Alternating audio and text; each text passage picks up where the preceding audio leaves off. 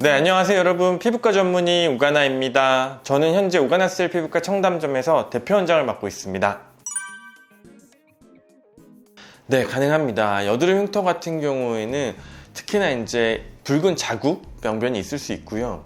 두 번째는 이제 파인 흉터가 있을 수 있는데, 붉은 자국 같은 경우에는 거의 95% 이상 회복이 가능하고요. 파인 흉터 같은 경우에는 보통 한 70% 정도의 회복률을 보이고 있습니다. 네, 염증성 여드름 병변 같은 경우에는 피지샘을 억제하는 레이저를 진행을 하고요. 그리고 그것과 더불어서 V빔 같은 혈관성 레이저로 같이 컨비네이션해서 진행을 해줍니다. 또한 여드름이 환홍이 심한 경우에는 이런 레이저뿐만 아니라 어떤 염증 주사나 기타 압출 관리 같은 것들도 좀 병행을 하게 되고요. 이미 생겨진 어떤 여드름 자국 같은 경우에는 우리가 피코 계열의 레이저나 아니면 나노 계열의 레이저, 색소 레이저로 좀 풀어줄 수도 있고, 또 플라즈마 같은 어떤 고주파 계열의 레이저로 피부를 진정시키거나 조금 피부를 정리해주는 방법도 취할 수 있습니다. 또 여드름 흉터 같은 경우에는 피코 프락셔널 레이저를 선호하는 편인데요. 이런 경우에는 굉장히 안전하고 부작용 없이 흉터들을 조금 치료할 수 있기 때문에 요즘은 최근에 가장 많이 쓰이는 장비인 것 같습니다. 네, 여드름이 많은 경우에는 당연히 예민할 수밖에 없는데요.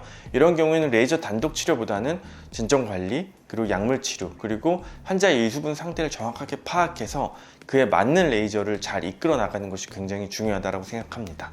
하지만 초반에 이런 것들을 조금 겪으면서 앞으로 나아간다면 조직이 좋아지고 또 미생물학적 평형이 이루어지면서 더 건강하고 튼튼한 피부를 얻을 수 있습니다. 네, 여드름 홈케어 같은 경우에는 가장 중요한 건 피지 분비가 늘어나지 않도록 생활 패턴을 조절해 주시는 것이 굉장히 중요한데요. 충분히 수면을 취하는 것이 좋고요. 규칙적인 생활을 하는 것이 좋고, 너무 과도한 운동은 피하고, 술이나 매운 음식, 짠 음식은 피하시는 게 좋고요. 너무 단 음식, 기름진 음식도 여드름을 악화시킬 수 있기 때문에 피하시는 것이 좋습니다. 이렇게 피지 분비량이 증가되는 것들을 피했다면 그 다음에는 클렌징인데요. 코 주변, 이마, 미간, 턱끝 같은 경우에는 좀 꼼꼼한 클렌징이 필요하고요.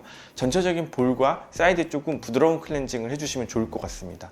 클렌징이 끝난 다음에는 너무 무거운 것 이외에 가벼운 토너, 그리고 앰플, 그리고 로션 등을 이용해서 충분히 보습을 해주시는 것이 중요한데요. 보통 여드름이 많은 경우에는 피부가 예민하기 때문에 보습을 안 해주시게 되면 더더욱 예민해지고 더더욱 여드름이 악화될 수 있음을 꼭 기억하시면 좋을 것 같습니다. 네, 지금까지 피부과 전문의 오가나였습니다. 감사합니다.